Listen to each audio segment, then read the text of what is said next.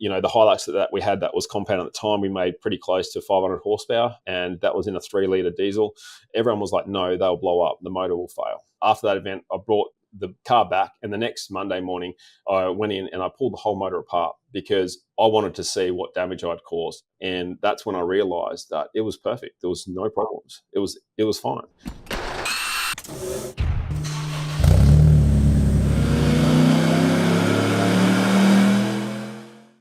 Welcome to the HPA Tuned In podcast. I'm Andre, your host, and in this episode, we're joined by Matt Smith from Just Autos in Australia.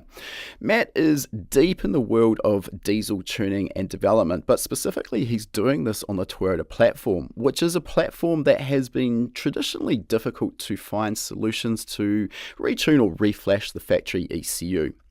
When we get into diesel tuning, particularly if we have come from a gasoline tuning world, it's difficult to get your head around the differences between gas tuning and diesel tuning. They are significant, and clearly the operating principles of a diesel engine, being compression ignition, are very different to a spark ignition gasoline engine.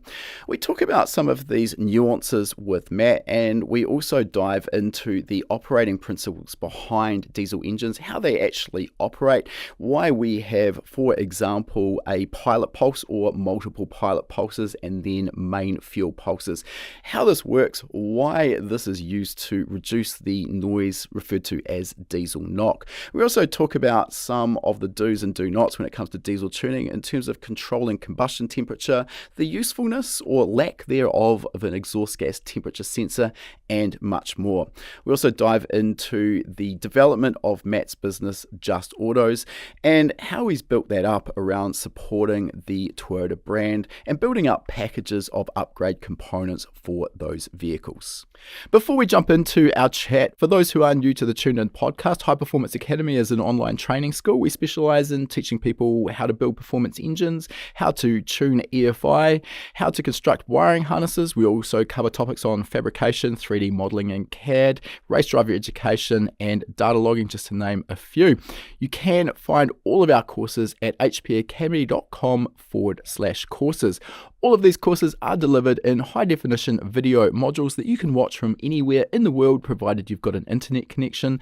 This means you can learn from the comfort of your own place, and you can learn at your own pace. All of our courses also come with a 60-day, no questions asked, money-back guarantee. So if you purchase them for any reason at all, decide it wasn't quite what you expected, no problem, let us know. We'll give you a full refund. And for podcast listeners, you can also use the coupon code podcast75. That will get you $75 off the purchase of your very first HPA course. We'll put the coupon code in the show notes to make it nice and easy for you to find. Lastly, if you like free stuff, then I've got a great deal for you. We are constantly partnering with some of the biggest names in the aftermarket performance industry to give away some great prizes. You can always find our latest prize at hpacademy.com/giveaway. It might be an aftermarket ECU or dash. It could be some engine components or engine building tools, or just about anything in between. They are great prizes, and we will ship them free of charge to your door if you're the winner. There's no tricks here, no purchase required to get your name into the draw. All right, enough with our introduction. Let's get into our interview now. Oh, welcome to the podcast, Matt. Thanks for joining us today. And as always, let's start by finding out a little bit about your background and how you got interested in cars in general. Yeah, thanks. Look, I guess my story goes back a little bit. When I was quite young, I was always interested in anything mechanical. I would pull everything apart. I wasn't real good at putting things back together, but I was more interested in how things worked. And I had that drive to understand. And, it was later in life, I did a traineeship through school as a mechanic, pretty much finished year 11 and 12, not doing much at school whatsoever. I would probably call what you would say as a dropout. I still finished, but I don't really know how. I wasn't there much. We're probably much surfing for those 2 years. But I did my training, I think it was 1 day a week. And to be honest, I like driving cars. I just didn't like fixing them. I was like, it just wasn't really interested at that stage.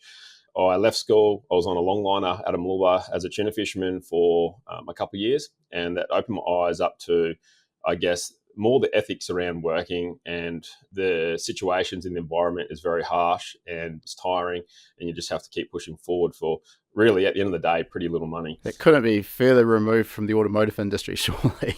No, definitely not. And so my family's background was fishing anyway, so it was sort of where I was not pushed to do, but it was more like not legacy, but I guess, Natural progression. yeah, I guess so to some degree. So there's no other mechanical people in my family. And I met my wife, and I was around that sort of 17, 18 at the time. And I wanted to be home more, like 2 weeks away, especially with a new relationship, was terribly hard. So I decided to, get home, and Laura's like, look, you should really do a trade. And I'm like, yeah, okay.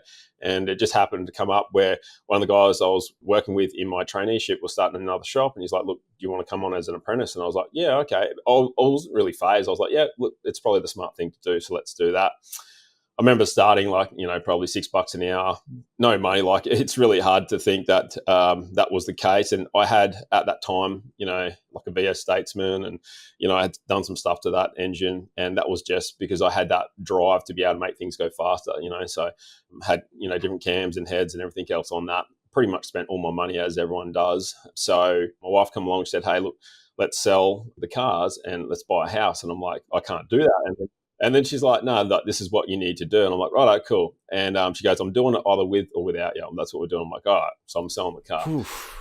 That's way too grown up. And I ended up having a Suzuki 800 Mighty Boy. I actually drove that car for nearly 10 years. It was all that I could afford to put fuel in and basically drive to and from. And my apprenticeship went through some points where it's probably when I was around second year, I definitely found the job, I was struggling with it. A lot of different models, a lot of different things to do. And I just found, I think I was mentally struggling with the job. I wasn't really happy with what I was doing. Can you give us some sort of idea of the sort of cars you're working on and the sort of jobs that you're undertaking at this point? Yeah, it was a large franchise mechanical workshop, so they do every model of car under the sun. There's nothing that they don't do. So in that day, a lot of imports, Falcons, Commodores, four drives, all that sort of stuff. So there's a big range of different cars. It wasn't really anything in particular. It was just a lot of different things. So it was great for exposure because I got to see a lot of different cars and I got to work on a lot of different things. And it was great experience from that side. Probably worth actually just mentioning for our North American listeners that you're obviously based in Australia, if they haven't picked that up from the accent. So the models of car that you're mentioning here, a lot of our North American listeners probably wouldn't be familiar with. But carry on now that we've cleared that out of the way. So I got to a point where it's really funny. It's like a pivotal moment in my career that I remember changing. And I was around the second year and I was working on a V6 Hilux, and they call them RV6. And it's an imported V6 in this Hilux. And I remember it had a blown head gasket and I had to pull this motor apart. Now, that particular motor had an exhaust manifold that went around from one bank to the other and then exited the exhaust on the driver's side. And the motor there was no room in the engine bay for this engine. Like, they fitted, like, it was just so tight around this car. And the car had spent its life on the beach. So everything was rusted. And I was like, I come in, I'm like, I don't think I can do this. Like, it's just, I can't, there's every single nut on this car was gone. Like, I'm like, how do I get through this? I can feel the pain. I just know exactly what that's like. And you can look at it and you just know ahead of time the heartache that you're going to go through on that job. And what was interesting was, in the back of the cylinder head, like, they got these tri-bolts and they're just not even there anymore. Like, I'm just like, without me removing the cab of the car, how am I going to do this? And I probably spent about 3 or 4 hours just like in awe of just trying to work out, hey, how am I get through? This is just ridiculous. Like, I just don't see it. And I was kind of disappointed. It sort of deflated me, and I went home and I didn't really sleep much that night. And I thought, no, I'm going to give in and I'm going to just give it my best shot. And I remember getting up about 3 a.m, rocked into work about 3:30, and I just tackled through it. And I sort of changed my way of looking at it. And I went, I'm just going to get in and I'm just going to get through it. And I just naturally did. So it was just changing my mindset into it. And the way I was looking at it was just nuts and bolts. It's like Lego, but for big kids. And like, it's got to come apart. It has to possibly come apart. So I'm like, and I got in there and I managed to get it all apart and got it all cleaned up. And a week later, I started to put it back together, and I did leave the O-rings off the injectors. So, I put it all back together. I had to pull half of it apart again and bits and pieces, and made those mistakes along the way, And I had it running and I finished the job, and I was pretty proud of myself because, like, there was no one there to say, oh, well done, whatever. I'm a second-year apprentice. And for me, I was like, hey, this is hard for me to do. Like, I don't know what I'm doing, but I just kept pushing forward. And then every car from then just become easy. Like it was really funny. Like it just become easy to do. Like the cars were now, I was looking for that challenge again. It was like I nearly got something out of that car where it gave me such a boost in confidence. I was like, now I was looking, well, where are the harder cars? I want to do what people say they can't do. You know what I mean? I was looking for those difficult jobs. I can't say I've ever looked forward to a job full of rusty bolts and studs. That's the one thing that, yeah, still got PTSD from a few of those jobs back in the past.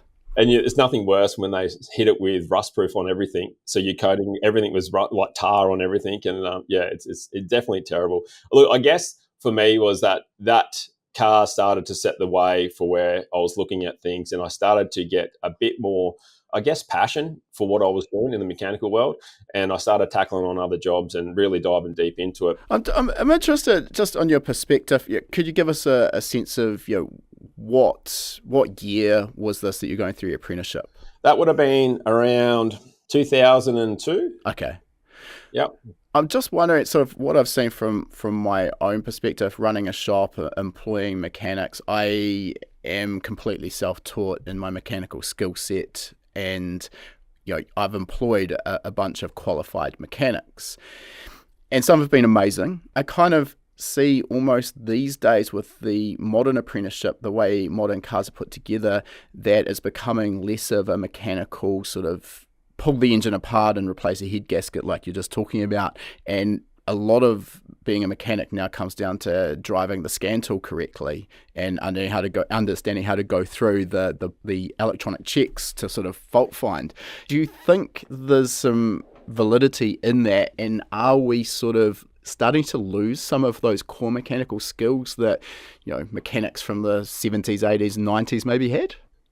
Yeah, look, I do agree with what you were saying. Things are definitely changing with the models of cars. And, for example, we wouldn't rebuild a new diesel engine. It's just if they go through a certain amount of heat cycles, we put a new engine in it. That's as simple as what we do, because it's guaranteed, it's new, it's great, and it just works. The problem is back then, I don't think we had the accessibility to do such thing. It was too expensive to do, a full engine replacement. So repair was just the way we did it. But also, if I look at nowadays, a lot of the training courses I see with our trades guys that go through, especially the apprentices, they're still learning the full fundamental basics. I actually think that they're getting taught in a way where they're learning too much about stuff that they're just not needing to know, and they should be more focused on later model stuff where they focus little amount on. So still all of the training is to do with, rebuilding alternators and starter modes. And I think it's great that you can understand and learn those things. And I think that you can cover them, but probably not in the detail they do. I think the time better would be spent on learning about later model cars and, the problems around that, because I feel as though for the trade guys, when they start learning about, say, common rails and bits and pieces like that, we've had that stuff out for years. Like, it's not something that's new, but yet a lot of the training is still built around carburetors. I mean, like, I don't know when the last time, I seen a carby, Like, we definitely don't get them coming in our workshop. But even when I was younger, like working on them, it was getting to the point where it's far and few between, Yeah. Yeah. So, I mean, reading between the lines there, you sort of indicating maybe the training curriculum hasn't quite kept up with the modern technology? Yeah, from what I've seen, I think that it probably needs to be revamped, and you go, right, we need to now focus. It needs to change and evolve with the cars, because I think the training is still so far behind. And a lot of the guys are learning in the shop as they're doing the cars in real time, which is, I guess, a lot of how we learn anyway. Yeah, definitely. But just from what I see with still the same workbooks that I remember doing when I was an apprentice, like nothing's really changed, Yeah. A little anecdote I'll add in here, and I have mentioned this before on the podcast, but the Toyota 86 that came out, so I think 2011, 2012, we had one of the first ones. We'd put a turbo on it, but, other than that, the engine was essentially stock. And those early generation ones went through a recall for valve springs. And I was quite active on a few user groups for the 86 platform, and you started hearing about all of these failures immediately after this recall. And it was a big recall. It's a difficult engine to do valve springs on. Obviously, you got to drop the whole engine out because it's a horizontally opposed 4-cylinder, and it's dual cam chain. Like, it's complex, but it's not rocket science. And there's factory workshop manuals that I've got access to, and I'm not a Toyota tech. when I did our engines, I just worked through the process, made sure all the marks lined up, and it just worked. But consistently, I think they were getting something like a 60% failure rate, which to me spoke volumes about some skills that maybe are starting to slip through the cracks. I digress. We're getting a little bit off topic, but just seeing as we're talking about the apprenticeship. Yeah, definitely. And so, yeah, look, I think you're right in what you're saying there to some degree. But yeah, definitely the mechanics that we have nowadays, all of our teachings is in-house on how we do things and what we believe is right, and not so much relied on textbooks, because I believe a lot of the stuff is outdated. So that's how we do a lot of our training. It's all in-house, and as we go through the process. And reflecting back on data, I think that's the most important thing, is that the data will tell you which way to go. Yep. All right, so you've been talking so far about, primarily from what I've heard, gasoline engines, but you've built a very successful business based around diesel. And for me, the diesel gasoline thing is almost like in Australia and New Zealand, you're either a Ford guy or a Holden guy. And generally you don't switch codes, or you're a JDM person or a US domestic market person, and again, you don't switch codes. So what drove you towards the diesel world? So it wasn't until, obviously, I went through some of my apprenticeship, finished my apprenticeship, did some time at a Holden dealership, which opened my eyes. And then I was doing some diesel fitting stuff. At the time, I think like every mechanic, they look at going to the mines. And one of my good mates was like, hey, I don't want you to go there. I can get you a job, but you'll end up in divorce. Like, it's just not saying that happens to everyone, but he said it's a lonely job to do and it's not worth the money. For those, again, who aren't familiar, this is quite a common trajectory in Australia. You've got a very active mining industry, and you can earn really good money working in the mines. From what I understand, I guess it might change, but it's sort of a fly in, fly out, 2 weeks on, 2 weeks off, 12 hours a day, horrible work because you're working on dirty, heavy diesel machinery. Am I sort of giving the right vibe on this? Yeah, 100%. That's exactly sort of what it was. And so what happened was my wife actually found the business that we're currently in now, which was Just Autos. It was owned by a guy called Justin Lebrano. And that's where it come with Just Autos. It was Justin's Autos, really. And it was a little shop. There was only him and one other apprentice. So we bought that, and it was in a little 100 square meter shed. And we basically, as we took over that shop, we lost half of that, income from that shop overnight, because I wasn't Justin, I was Matt, So a lot of people just didn't want to come to use me, and I kind of lost that. And at the same time, trying to build the business up, I had an apprentice, and I was just kept on pushing forward and going through that. And it was probably, I was doing a fair bit still with petrol, like, LSs and still playing around with all that sort of stuff, because I did enjoy that. But actually had a few too many drinks on eBay one night. This sounds dangerous. And this is when eBay was like the thing, like everyone's on eBay. And there was a Nissan Patrol that come up, Common Rail Nissan Patrol, one of the first ones, and it had 900 kilometers on it. And I'm like, man, how bad can it be? It was $12,000. I'm like, man, it'll be sweet. Like, it can't be that bad. It's only a year old, Yeah, sure. So I'm like, yeah, boom, I bought it. And anyway, literally the end of the week comes after work Friday, I fly down to Sydney. I pay the dude cash at the airport. Can't see the car, but it's pitch black. I'm like, I don't care. I'm just taking it. Jump in it, drove all the way back home. So it's probably an 8-hour drive. I remember getting home, going to bed, and I probably woke up around 10:30 that morning, had a few hours sleep, and I looked at the car and I was like, oh my God, it is so bad. It's not funny. Like, just the rust in this car was unbelievable. I've never seen anything like it. And so it was obviously a mine car that was used in a pit to, they idle the car all day long in low range to pull the drag line cable, from what I understand. And they spray salt everywhere, something to do with helping it to bond together or something along those lines. So it was coated in this like grey muck all under this car. So anyway, I was like, I wanted a diesel, because at the time I searched high and low, and the internet was good, but it wasn't as good as it is nowadays. And information about diesels, performance, and there was absolutely nothing that I could get online about how to tune a diesel or what makes a diesel tick. And at that time, forums were quite big, and I would get on forums, and you'd always have the odd engineer or whatever have their 2 cents on how something should be and so forth. But I guess I'm a big believer in you can learn anything from anyone. It doesn't matter your skill set. If you just listen to people, you can learn stuff. And it's something that I was like, I wanted to push in this area, and I wanted to figure out how to make this thing go faster. So I pretty much got to the point where I started to pull apart that car. I, obviously stripped it down, got it all back running again, and I started working on the engine. And because a lot of the components were so rusted out, I had to replace things like turbo manifolds and turbos and all that sort of stuff. And going through there, I knew that at that time, by a lot of the chips that were on the market, because you could buy chips which were interceptors. I could increase the rail pressure of the pump, which would ultimately give me more fuel at the end of the injector, which works pretty simply. But I didn't know where the limit was. Like, no one could explain to me, like, where's the limit? Like, I don't know where that is. That's always been a tricky one with diesel. I think maybe more so than gasoline. I think maybe, and it sort of comes back to your previous point, there's maybe just a bigger knowledge base out there on the internet with gasoline tuning. I think it's the feedback you get from a petrol, because you get knock sensors and you get feedback. With a diesel, it's a little bit harder to get feedback. You get heaps of power and then a melted piston. Well, yeah, you're like, hey, how do I stop that from happening? Like, where's the point and so forth? So I was adamant and I was prepared to break stuff to learn, because I feel as though for me, that was the only way that I would learn, is by going through that process. So that's what I did. I literally got a Dremel out, and I remember, cutting the suction control valve open, having a look how it works, and then getting another one and modifying that to be able to say, hey, how can I increase more pump pressure here?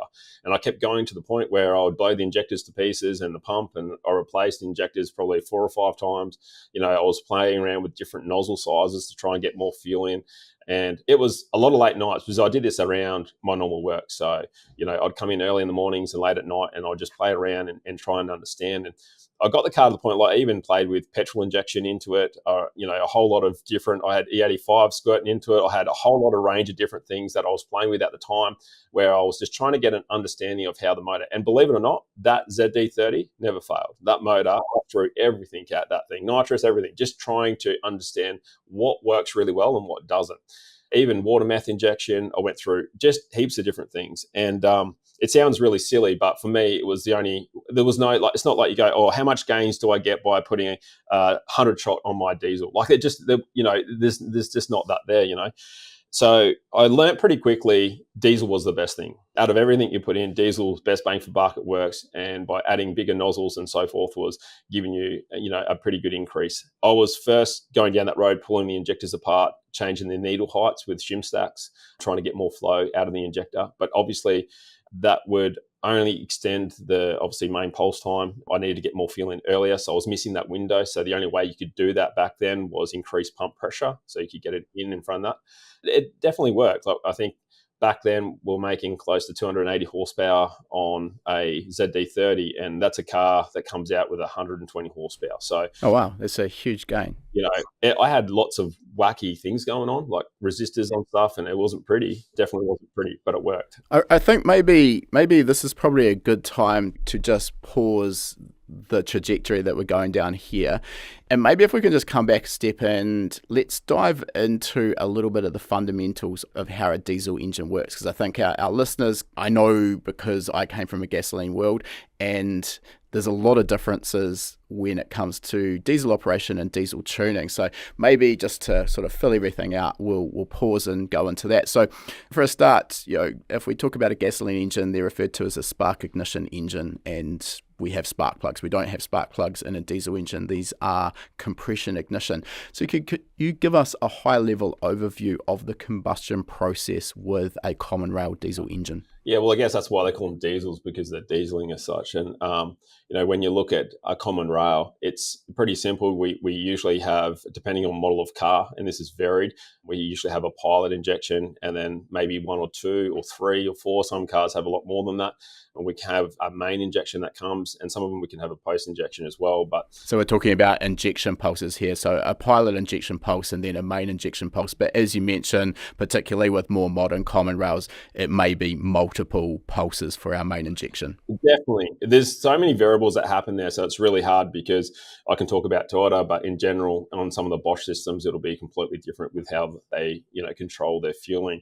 But basically, diesels are pretty simple, other than, if you put the fueling in at the right time, you increase the rate of ignition, and you essentially get a bigger bang for buck. And by having that fuel in there, if you can get a larger volume of fuel at that certain time and you have the right air to mix with it, you're going to get more power. Well, let's just come back one step. So what we're relying on here, diesel typically is going to have quite high compression ratios. We might be talking maybe somewhere in the region of 20-1 or thereabouts. So nowadays a lot of the diesels have come down to around 15-1, and that's because of emissions and smaller capacity engines running higher atmospheres with forced induction and so forth. But definitely typically around 18 to 20-1 is what you would see. So substantially higher than gasoline, and we're relying on that compression to basically create heat. When we compress air, it becomes hotter. That's just physics. And then when we inject the fuel, when the piston is close to TDC, when we've got a lot of heat created in that combustion chamber because of the compression, the heat basically auto-ignites the fuel as it's injected. So that's the premise of diesel combustion, correct? Pretty much, yeah. And so it's just like an air pump, like a petrol engine. It's now just a matter of increasing the air going in and out as fast as you can. And the most important thing with diesels is understanding how the fueling works with the ignition, with the cylinder pressure and everything else around that, where people with a petrol, obviously you have a point where you can go so far with timing until you start to get detonation, and then you go, right, cool, this is where we are, say with MBT. Diesels are a little bit different. You can definitely measure that with cylinder pressure, but you'll find that the power will flatline or you'll go backwards in power.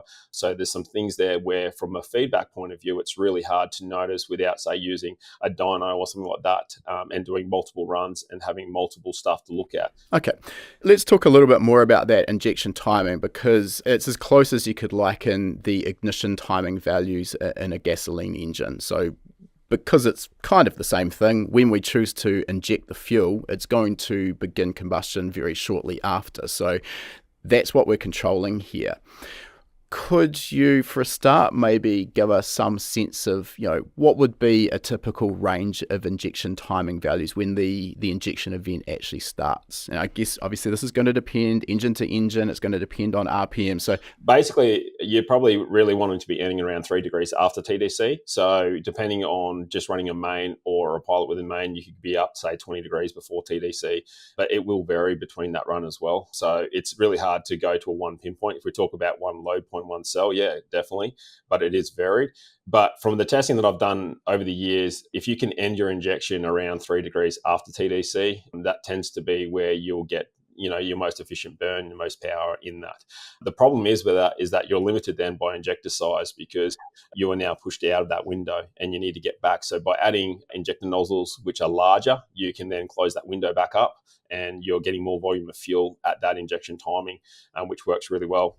So to paraphrase there, we've got a window between the start of injection and the end of injection. Ideally, as you've just mentioned, we maybe want to be finishing the end of injection around about 3 degrees after TDC.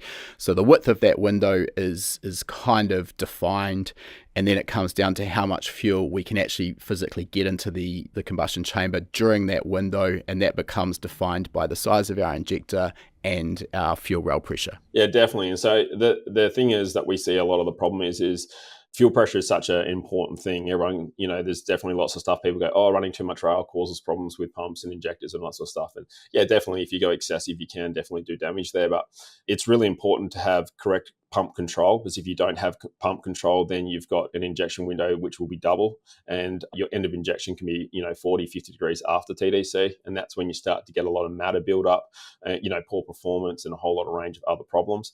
Your EGTs will be through the roof if that was the case, if you've got no pump control there. Some of the later model cars in our Toyota ranges, in say the Hiluxes and so forth, the pumps are pretty poor. There's only a certain point we can go before we start to have that problem. So that is probably one of our limiting factors on that particular engine. But if we go back to the early stuff, say, for example, into a 1KD, a 2-rotor pump would support so much. But once we go to, say, a 3-rotor pump, which was off a 1VD, which is a V8 cruiser, we could put that into that 4-cylinder and would have, ample amount of pump, and it'll allow us to make a lot more power. So straight away, we can shorten that window, get the right amount of fuel in, and our efficiency goes up, our power goes up, and it all starts that whole cycle again of, tuning that car. Okay. There's a million things that we need to dive into in a bit more detail here. So let's sort of wind back to one of the terms that we talked about earlier. You mentioned pilot injection and main injection. And this is sort of something that I've seen, I'm not as deep in the diesel world as you are, but I've sort of seen this kind of continually develop to the point, as you mentioned, now there's multiple main injection pulses as well in some ECUs. Can you give us an indication or understanding of what this pilot pulse is there for, and why it's not just let's get all of the fuel in one hit? Yeah, so there's actually I've read a lot of articles around pilot injection, and the main reason was to do with the dieseling noise from a diesel. They would soften the blow, but if you take away the pilot, I've done experiments where if you take away the pilot, definitely the diesel's a lot louder, considerably louder. But something that's interesting there also is that we found is that the consumption is worse as well. So there's something happening, and I don't have the science to back that up, but there's definitely something happening with the pilot injection that helps with fuel consumption. And I believe it's probably more to do with your retaining that heat in the combustion chamber. It's helping with ignition because it is start of that pre-ignition. It's not happening later. So, by having that pilot there, it is more efficient. You find that some of the diesel's engines, they do drop the pilot and they just go to a main once you get up to higher RPMs and higher load points. But for cruising areas, I have seen articles about saying, hey, the pilot is important for fuel consumption. And I've seen manufacturers play with multiple pulses to be able to try and improve that. It's a bit of an interesting area because definitely it's there for noise. And I think if you were looking at what's a pilot for, noise would be it. But I think there's a little bit more to it than just noise. It's a little time now since I wrote our diesel fundamentals course with a bunch of helps from some much more experienced people in the diesel world than me. And I got sort of way down in the weeds with that pilot injection at the time. But essentially, if you don't run pilot injection, all of the fuel's just injected simultaneously in one main injection event. There's an ignition delay essentially between the time the fuel is injected and the time it starts to combust. And if you've got all of the required fuel in the cylinder at the same time, we see a very sharp rise in the pressure if we're monitoring in-cylinder pressure as a result. And it's that sharp rise that gives us that diesel knock. And by just injecting a small pulse, what that does is it starts to raise that cylinder pressure and the heat. And the heat's key, as I remember, because then when the main injection pulse begins, the ignition delay is much shorter. Hopefully I haven't completely butchered that, but I think if my memory serves correct, that's the premise behind that pilot injection. Definitely. So, that's more the technical term of what goes on, without a doubt.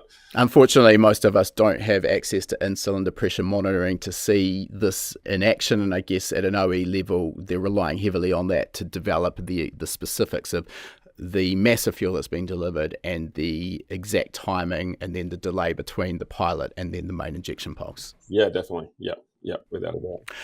Okay, so now we get into the fuel itself. So we've talked about injector size, we've talked about injector nozzles, and we've talked about common rail pressure. So this really sort of comes full cycle to the way we make more power with a diesel engine, which I think a lot of people, again, transferring from the gasoline tuning world to diesel, everything just works backwards. So if I take a gasoline engine that's turbocharged, the way I'm going to make more power with that, I'm going to add more boost to get more air into the engine. I'm going to probably target a leaner air-fuel ratio than stock because almost always the manufacturers use an overly rich air-fuel ratio for safety. Fair. And then probably I'm going to add some ignition timing or ignition advance because, again, in factory form, it's probably going to be conservative. So that's kind of the three levers that I would be pulling to make more power with a gasoline engine. In the diesel world, though, it's a bit different because our air-fuel ratios are lean of stoic.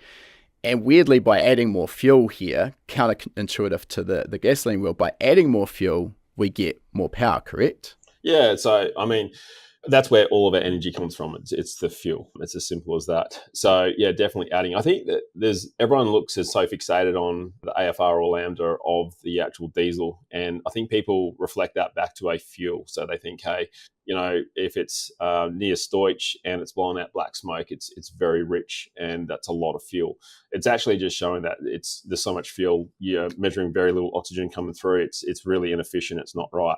But you can still create an air-fuel ratio that's close to Stoich and still be clean with no matter coming out the back. And I think that's probably one of the biggest things that people miss, where they think that running a lean air-fuel ratio mixture for a diesel, because obviously once you lean them right out, where trucks can run anywhere up to say 300 to 1, and you lean them extremely lean, the engine will just stop making power and literally stop. I mean, that's how we turn them off at the end of the day. You cut fuel, leans out, stops. However, when we're looking at the air-fuel ratios, something that's really interesting is that people are fixated on a very lean mixture to protect their engine from temperature. And it's not usually the case. There's more in it than that. If you look at OEM, a lot of OEM cars, especially under heavy load, will get down pretty close to stowage under extreme hot conditions. Definitely when you first hit your foot on the throttle, they might be in the high 20s or something like that. And people think that that's where you need to target to be safe, which is actually not the case. When we start talking about safety of engines and so forth, it's about raising the power with these engines without having excessive engine temperature and oil temperatures increases, because they're the stuff that end up causing issues, I think, for any motor with those problems. We know that diesels can handle a fair bit of power. As far as any diesel from factory form, depending, you could probably get a 30% increase without doing very little mods and still be extremely safe with no problems, I mean, when you look at the typical internal components of a diesel engine, physically, they're huge, way heavier, way stronger than a typical gasoline engine. They definitely are built strong. Obviously, compression ratios and, a lot of the time, the cars are putting large atmospheres into these engines. So, yeah, there's definitely a lot going on there. What's really interesting, say, for an example, we did some experiments back on when 1KD was first coming through. And that was probably the car that I really broke my teeth on with trying to push and understand. And I'd probably tried 60 different turbo combinations on this car. And I've had different, compound setups and a whole lot of range of stuff that we had sort of fabbed up and made work.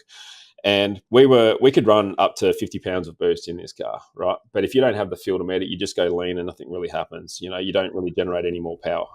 That's, again, one of the kind of key differences. I mean, people in the gasoline world, boost is our friend, but we also need to be very mindful of it. It's very much a case of we need to manage carefully what the boost level is to make sure that, we're not running into detonation, we've got enough fuel to keep the engine happy, and that physically we can hold the cylinder head on the engine. The diesel world, though, boost really is our friend, because as we add boost, we're getting more airflow or oxygen into the engine, which then allows us to add more fuel while maintaining a safe air-fuel ratio, correct? That's right. I think the big issue is probably the biggest problem with adding excessive amounts of boost would be turbo speed and damaging a turbo. That would be the biggest risk. You're not going to, if you have a stock engine and you add double the boost pressure that are coming from factory and the turbo was capable of that, the engine will be completely fine. If you're not adding the fuel in to do that, depending if it's a VNT, yes, you might find that your EMP will go up, obviously, because you don't have the fuel drive to get to that boost level. And what I mean by that, if it's a variable vane turbo, you have to tighten the gap up to get that turbo up to speed to create that boost with no energy, just from the heat from the exhaust. And is that going to do any damage to the motor? No, not from everything that I've seen. Adding that boost pressure, because you don't have the cylinder pressure to go with it, it's just you're adding that pressure there, but you're not making any power from it. It doesn't do anything. Yeah, if you start adding the fuel to go with that, well, yeah, that's a different story. But again, we sort of come back to the difference that adding the boost without adding the fuel, essentially ending up with a lean air fuel ratio in the diesel world, is not dangerous where it would be in a gasoline engine. Exactly right. And so the thing is here, what was interesting is every engine is a little bit different because of efficiencies, and the same goes with petrols. But with diesels, you'll find that different models will require a different nozzle, different spray angles, and you'll find there'll be a different, lambda that they'll run to be efficient at. And the combos are so very important in all that to make it all work well. The Hilux that we had that was compound at the time, we made pretty close to 500 horsepower, and that was in a 3-litre diesel. And I did that as a point to prove at the time to people that everyone was like, no, they'll blow up, the motor will fail. So am I right in saying here that this is with a stock long motor? You hadn't actually... The engine was 100% stock. Obviously, it was compound at the time with bigger injectors and a 3-rotor, which is a 1VD pump that I'd modified over the Christmas break to go onto this car. And that was back in the early days. That would have been around probably, I'd say 2010, around that sort of time when I was playing with that. And that car, it made great power. The worst thing about it was the stock manual gearboxes. I was putting in one a week, and that it halted that being pushed any further. But what I did do, I did some testing because I was really fixated on EGTs. And the whole way through, everyone's like, you need to know what the EGTs are, because if the EGTs exceed 600, the engine's going to blow up and it's going to be just a pile of metal. And I was like, it was just something that I was following because everyone said that's what you needed to do. It's definitely the norm in the diesel tuning world is monitoring EGT, but there's a lot more to it, correct? 100%. And so we at the time had a large pontoon boat, and it wasn't very heavy, but it was big, and it was on a trailer. It was probably maybe 2.5 ton, right? And we'll towing it to a dam, and where we are, a lot of big hills. And I thought, look, I'll take the Hilux and I'll go easy on it. But in the big hills, in fourth gear and stuff, I'm just going to, try and see where my EGTs. And I'm post-turbo here, so my EGTs are extremely slow in what they're reading. Let's just touch on that in a little bit more detail. So post-turbo, as you'd expect, the EGT sensor is fitted to the downpipe off the back of the turbocharger. The other place we can put the EGT sensor is pre-turbo in the exhaust manifold. Now, I think this is an important one to mention because it's really easy to see someone quoting EGT numbers on the internet and take that as gospel and go and try and make sure you're tuning to those. The reality is we need to know, well, cool, that number, where was that measured? Because there's quite a significant temperature delta across the turbine wheel. So if we're quoting pre-turbocharger EGT or post-turbocharger, that's a massive difference, and the two are not comparable, correct? Well, yeah, and this is where I got in the earlier stages of learning about the diesels, I got confused because everyone was in, say, non-direct injection diesels, and it's a lot different to them than, say, a common rail. So they're different engines for different things, but everyone was like, hey, if you exceed 600 EGTs for more than 10 seconds, the piston's going to be on the ground. I'm thinking, oh man, that's crazy, because I'm well above that. You know what I mean? So I tackled and we're going along, so seeing the EGTs, and I was excessively seeing EGTs probably around that 1,000 to 1,100 degrees. Now, that's a lot hotter than what anyone else would say would be right.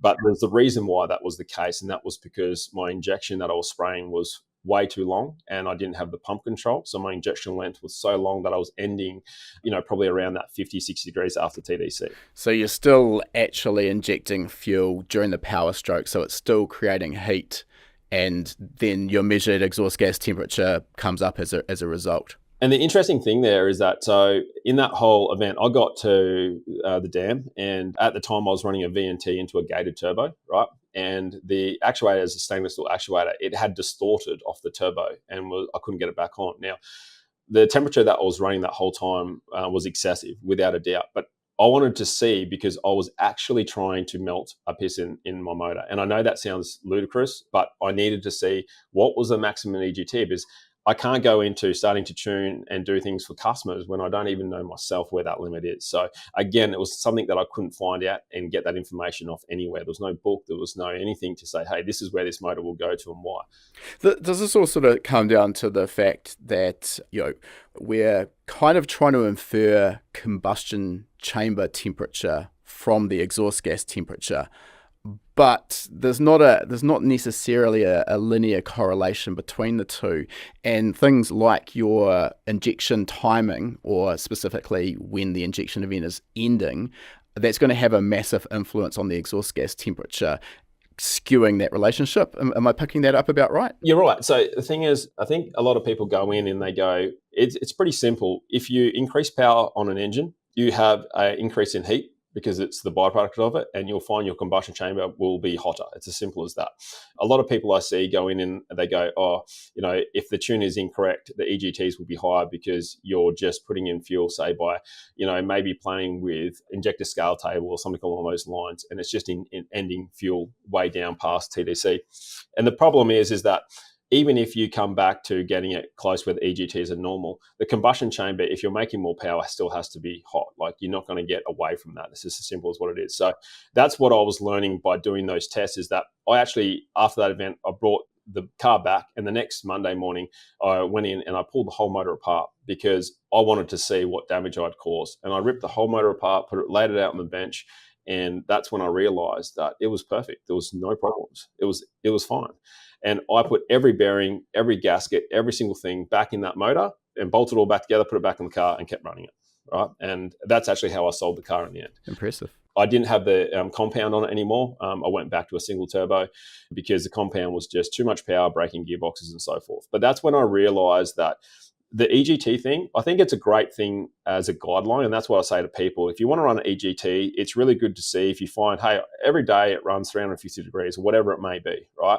And then, but today it's running 450 degrees. Well, you may have something going on where your fuel filter's leaking and your pump pressure's got, bad control, or, and your end of injection starting to happen longer. And all these little things can help you then go, hey, there's something up here because this is abnormal. And it may be able to allow you to catch a problem before it arises.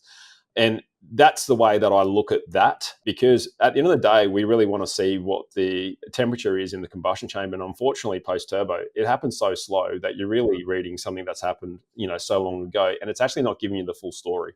So for us, a lot of the stuff with running EGTs, we use it in some of our new software for monitoring. So we monitor the EGTs and we know factory where they need to be. And when they start to climb, if there's a problem, we then start to pull fuel out based on that. So we use it for that.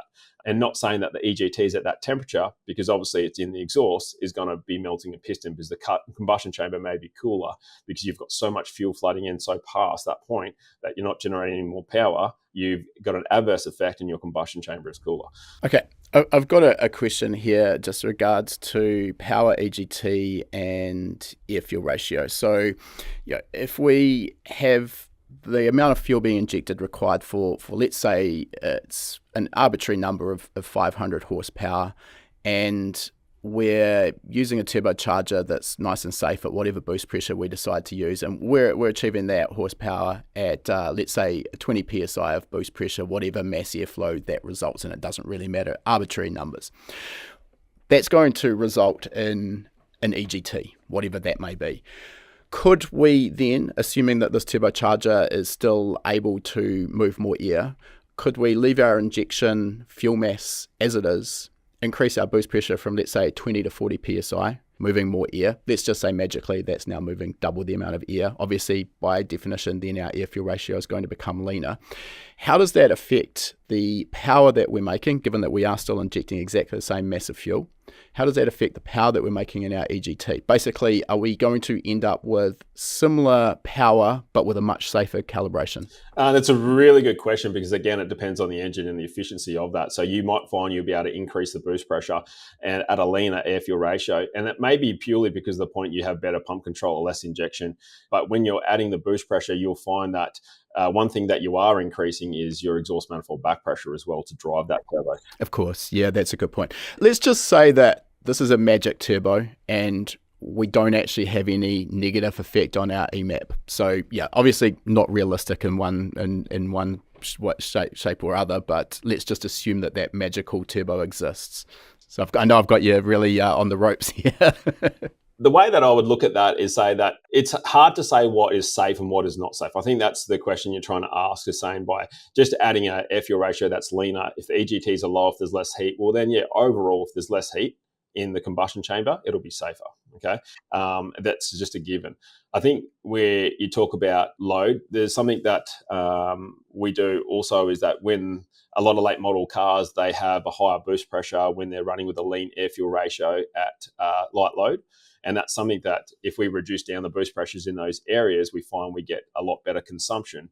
And I put that down to we're still having that load on the engine. The engine's still having to push that atmosphere of air, and we're not generating any power from that. So that there still has to be some parasitic loss with doing that. Yeah, that makes sense. The turbocharger is running off exhaust gas energy, but there's still no completely free lunch. That's right. So by reducing that, it's not even about the fueling at that stage anymore. We're now talking, hey, we need to take the load off the engine. We know we can make, say, 200 newton meters with that engine with zero boost, So why don't we drop the boost down in that area? And that's how we get it. Yes, the downside would be your emissions would be higher, wouldn't be as good. So I know manufacturers are doing, higher boost levels, leaner air fuel ratios to try and get that for an emission-based view. But so when tuning, that's one thing that we're looking at, is that there's the overall view of trying to make an engine that's safe and that, basically is efficient without having a lot of matter, because the last thing you want to do is tune a diesel where you've got a smoky diesel, because Smoky diesels, I don't like it. It's not my thing. Like, especially when we're tuning our land model cars, we want to see that the fact that they're clean as a whistle, we don't really want any matter coming out. It shows us that we have good control over our pump and our fuel control by doing so. And, and then we want to try and reduce that boost pressure down around those cruisier areas to try and get efficiency with fuel consumption. Sure. Okay, so again, a bunch of things that come out of that. I think your point about a clean tune, I 100% agree. And I think it's kind of, we've all seen drag diesel or tractor pulls or whatever with just huge clouds of black smoke, can't see the sky anymore. And I kind of feel like in general, there's sort of a slow trend towards moving away from that in the diesel performance market and trying to create cleaner tunes. Of course, if we've got emissions devices that are mandated, such as DPFs, you have to be careful, because if you create a very dirty tune, all you're going to end up doing is clogging up your DPF every week. For sure, without a doubt. Look, it's always confusing when you see a lot of certain cars around the world and they're pluming out smoke, and I don't understand that. It just shows me that there's poor control in those areas. Yeah. I think a lot of people, I don't know if it's so much the same these days, but the rolling coal used to be a bit of a badge of honour. And I mean, particularly if you're in a country where the emission standards are very strict, I'll use the US here, the EPA, there's no secret, they're obviously been targeting a lot of tuning shops. You create dirty tunes like that and you're literally just asking for a massive fine. So makes no sense in my opinion. No, definitely not. All right, so I want to come back one step and talk a little bit more about the fuel pressure, fuel control. So we've got very, very high rail pressures for our fueling in a common rail diesel compared to what we might be used to in a port injected gasoline engine, where it might be 45 psi. Now obviously the actual pressure is going to be dependent on the specific engine and also load and RPM, but could you give us kind of a ballpark figure, like what's typical numbers for common rail diesel fuel pressure? So like 205,000 kPa, say, for a V8 Cruiser, and one of the earlier stuff can go all the way up to, say, 285 nowadays, and some of the later stuff, so they're definitely a lot higher. And when we start looking at sort of pressures there, they're definitely excessive. However, they are gaining more efficiency by doing so as well. On a lot of the later model cars, we don't have to put the rail pressure any higher. We actually have enough pressure and enough headroom with the injector we're using. The injectors seem to be a lot quicker than what we were using with, say, inductives. And you have the ability then to use just even the factory pressure to be able to get the power that you're after. Because that was always sort of, one of the first levers that you pull in a diesel is just raise the fuel pressure target. So for a given pulse width, we're just physically injecting a larger mass of fuel into the engine, and that gives us the benefit. We don't have to start moving around our injection timing. We can leave that where it is. But obviously there's a limit to that. Just while you were talking there, I quickly Googled it because I can't do this in my head, but that 200,000 kPa, I think equates to, if I've done that right, 29,000, so 30,000 psi, just again, so we can compare those numbers directly. They're high numbers, and this is something that I experimented with. It's a high pressure system, but low volume. That's the thing that's really important to understand about common rail. It pumps very, very high pressure. And, some of the cars, everyone thinks about you having to increase. There's areas in the tables that we're decreasing pressure, not increasing. But again, that comes down to how we're tuning and the reasons why around that, and, to do with consumption and so forth. So, let's just talk a little bit about that, because it's not always a case of more is better. Obviously, if we're at wide open throttle asking for everything the engine can produce and we need to get more fuel into the engine, then maybe under those conditions, increasing the fuel pressure might make sense. But in the cruise areas where we want this efficiency, fuel economy, it comes down to the fact that there is a loss associated with driving that fuel pump harder and making more fuel pressure. So is that where you're sort of going to? That's right. So parasitic loss around that by having too high a pressure. Again, because we're not chasing emissions here, we can get away from that and reduce that down. Also, when you're starting to open the injector, you might have the issue where the pump can't physically keep up at a certain point. So to have your PID control going crazy, trying to catch its tail as you open the injector, you're better off, bringing that down those areas where it's more achievable for it to be able to be met. So you've got a more relaxed PID control around that, because sometimes you're just working with the physical limitations of a mechanical pump. It just can't supply the fuel and the pressure you want at that RPM. It needs to spin either harder, or you need to produce a larger pump, or you bring back that window. There's not too many options you can deal with, especially on the pump side, to be able to control that. And it's really important to have good pump control, because that means that if you have good pump control, you've got good fuel control, and that's where you pick up all the other things along the way with it. Okay. Now, one of the things you sort of hear is a bit of a horror story, and maybe this is more associated with some of the US domestic market trucks, sort of Ford, GM, and Dodge. But the fuel system is very delicate. It's running at excessive pressures, which we've just mentioned, and you hear horror stories about the pumps failing, or the injectors failing, and basically the whole system needs to be replaced at huge cost. How much of a real concern is this? Is this down to limitations on the parts even in stock form, or people pushing them too hard in the aftermarket? This is something that's a perfect thing to probably talk about. Would be a few years ago, we started to realize when there was a seed of doubt in the market, and everyone was like, hey, if you don't put a secondary fuel filter on your car, you're going to have dirty fuel, and your fuel system's thousands to replace. And it started this chain of event where every company got on board, and they're like, you just need this, and they were putting 5 micron filters on these cars, and factory was around 12. And we started to notice when we were analysing data, we were going through it, and we started to see that the pumps were starting to struggle between models of cars. It was just getting worse and worse. And, we were pulling off fuel filter kits, and the hole sizes were only like 6 mil, like they just hadn't been drilled out. And then the filters are 5 microns. And we couldn't really understand at the time why this was the case. We thought, okay, there's a problem here. And it wasn't until we started having a look at it, and we were running clear line from, a lot of the filters back to the pump, checking for air and stuff like that to make sure they weren't leaking air. And what we found is that the pumps were having a lot of cavitation, right? And straight away, we're like, hey, this is a problem. So if we were to remove, say, a secondary fuel filter and get rid of it completely, it would reduce our cavitation by a considerable amount, right? We would see that there would be minimal cavitation there. The only way to get rid of all of it was actually to get rid of the factory filter altogether, and you would get rid of the cavitation. So straight away, we knew that this was a concern.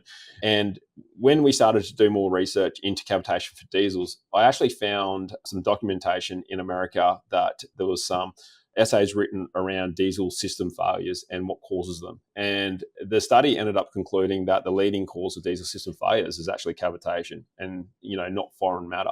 And I thought that was interesting in itself. And it's so funny, by adding a filtration system to resolve this dirty fuel that you get in your tank, you're actually causing cavitation, right? So you're creating more trouble than you're fixing. And we started to see this, and that's when, if you start looking at shops, you'll start to see under the microscope on a lot of the diesel system components, you'll see pitting.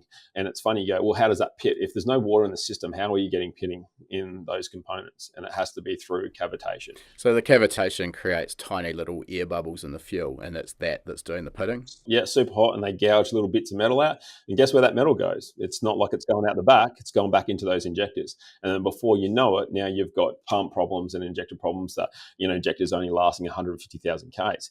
And here you go, you got a customer that went, oh, well, I fitted a secondary fuel filter to stop this from happening. Do you know what I mean? Well, unfortunately, by doing that, you've ended up with this result, and here you are. Now, obviously, the models are different, but some models of cars have like pre-pumps in the tanks that prime the common rail, which will help with that. But there's a lot of them that don't. They have a gear-driven pump on the back of them, but the cavitation is so high. The other thing that the cavitation causes is that now the fuel temperature is going up. So you've got the issue with fuel temp going up, and you have like this exacerbating problem that starts to arrive from it. So when we see a car come in, before we do any car, we do a pre-dyno inspections on them, and that's one of the biggest things that we give back to the customer in a bag. We say, here's your secondary fuel filter, or if the fuel filter, the system itself is set up as a pre-filter, we'll change it to a 30 micron, so we know that, hey, there's really no effect that has on this system. The problem is with that, is it doing anything? Probably not, because your factory one's going to do majority of the work. So we believe in those situations, less is more. In the fact, if you're changing your factory filter regularly, we believe that's the best way moving forward. And if they're cheap enough to buy, I would be doing it every service. It's not a huge thing. It's easy to do. And that way we're minimizing that problem. It's funny when you look into a truck, for example, and the common rail trucks, you see them do 500, 600, nearly a million Ks on a set of injectors. And you go, how's that possible when they're just bigger? That's all they are. They're no different. They're just bigger. Yes, trucks are continually moving on the road. So we know that when a common rail sits for long periods of time, the sulfur that's in our diesel definitely does have a corrosive effect on those injectors and those components, and they seem to not last very long with sitting around. So if you have a car that sits in your shed for 2 weeks at a time and you maybe use it half a dozen times in a year, you might have a car that's got 30,000 Ks on it and it needs a set of injectors, and people are going, how does this make any sense? So you definitely have different scenarios around injector failures and what we see and why we replace them. But definitely when we start talking about, pumps and diesel system failures, I would say that the secondary fuel filter is probably a big one. And it's something that we're quite passionate about. So every car that comes in, I won't tune a car if it's got a 5 micron filter on it. I'll be like, even if they want them, I'm sorry guys, I'm not doing it, because it's just the repercussions and it makes our job harder to do. We only put best foot forward. So I think the problem as a tuner as well is you're the last person to touch the football, and when it goes wrong, of course the fingers start getting pointed back at the last person. So yeah, that makes sense. I think from a reputation standpoint, it's really important in the tuning industry. You have to take precautions to protect that reputation, because it's very, very difficult to build up and it's very, very easy to lose. So yeah, I totally get that. I just wanted to interrupt our interview with Matt and talk about a package of courses that are going to be perfect for anyone who wants to learn more about diesel engine tuning, and that is our Ultimate Diesel Tuning Package, normally valued at $299 US. You can use the coupon code JUST50. It'll take $50 off the purchase price, bring it down to just $249 US. This package includes our Diesel Tuning Fundamentals course, which covers the core tuning principles and operating principles of a common rail diesel engine. As I mentioned at the beginning of this episode, the operating principles of a compression ignition diesel engine are significantly different to a conventional gasoline engine. And importantly, the tuning principles and the way we approach tuning with fuel, boost, and injection timing are also very, very different. Without this information, it's going to be very difficult to get the most out of your diesel engine, or at least to do it safely. Once you understand the tuning principles, we then move into the practical diesel tuning course, which takes what we've learned in our fundamentals course and then expands it, looking at how we can apply these while we're actually tuning a diesel engine. This is a generic course, so it doesn't matter what diesel engine you're tuning, the principles remain the same. Once you've learned the tuning process, we know it can still be daunting when it comes to tuning your first diesel engine. So within this course, we've broken the entire tuning process down into the HPA 5-step process.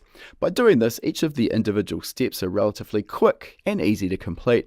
And in no time, you've got to the end, you've got a completely tuned engine that's going to be delivering great power, great torque, great reliability, and a nice clean tailpipe.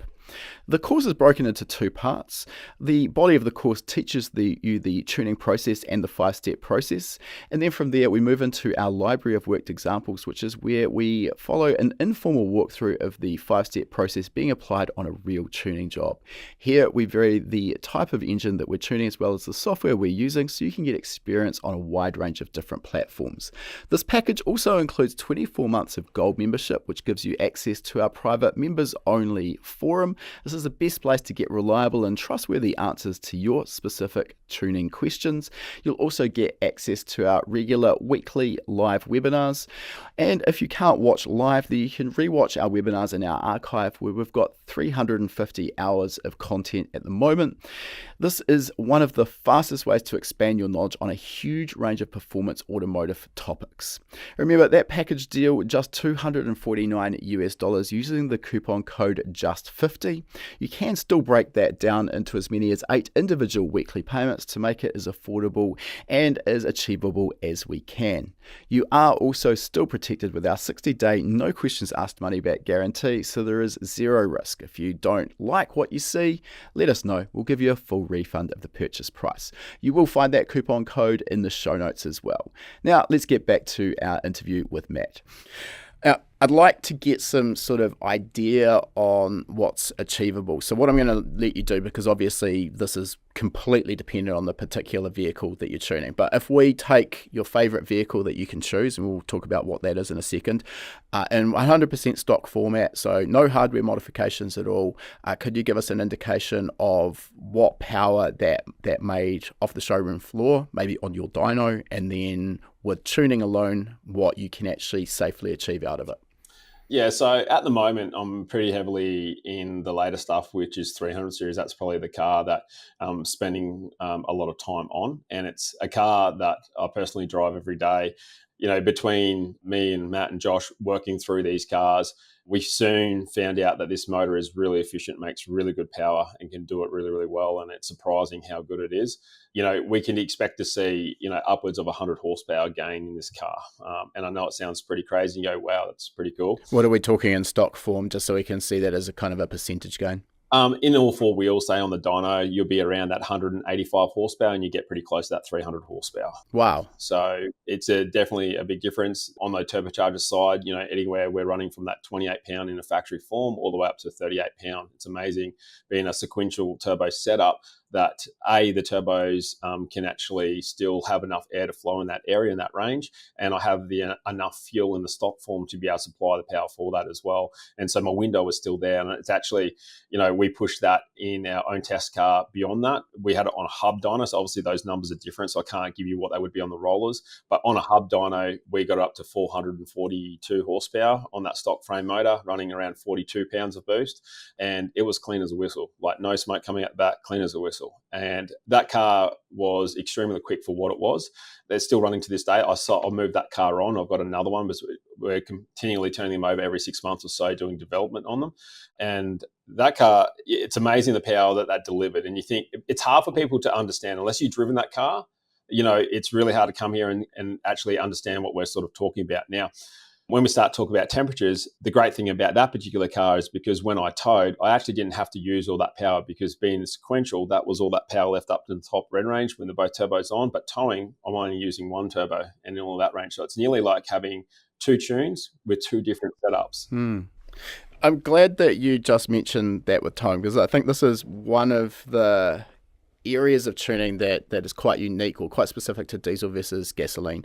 Obviously, a lot of diesel pickup trucks are used for towing heavy loads, so we're dealing with a different market. Where I'm going with this is a calibration that's going to be safe in a vehicle that isn't towing huge loads up a steep hill could be quite different to what we would need to do in order to make that safe, towing, a 3.5, 4,000 kilogram trailer up a steep incline. The engine's physically working a lot harder doing that, so we start to see the EGT climb. If we take away from the vehicle that you're just talking about with the sequential setup, which seems ideally suited to that, traditionally, how do you walk that sort of fine line or tightrope of deciding how far you can push an engine based on the way it's going to be used? I guess it comes down to the temperature and watching the temperature stabilize and working out where that is. And that's something that, I'm always concentrating on, coolant temp. Like I know a lot of people probably don't tend to look at that so much, but it gives you a really good indication of the overall temperature of the engine and how hot it's getting. And you want to make sure that you're not getting excessively hot where you're going to get to the point where the engine's going to start to overheat and then you're going to do more damage with that engine. Things like oil temp, stuff like that are very important as well. But definitely once you start towing, we tow with extremely heavy load. We're actually probably all the time overweight with what we are towing. Or when we're doing our dyno stuff, we will do simulations for around 18 minutes. And if you've ever seen a dyno at that load, they're glowing red hot and the smoke coming out the dyno, not the car. You know what I mean? Like it's not really great for it. But what we're doing, we're trying to get to a point where you're looking at all the temperatures and you're getting them to stabilize at one point. If you keep on adding power, obviously they slowly start to climb. They just keep climbing.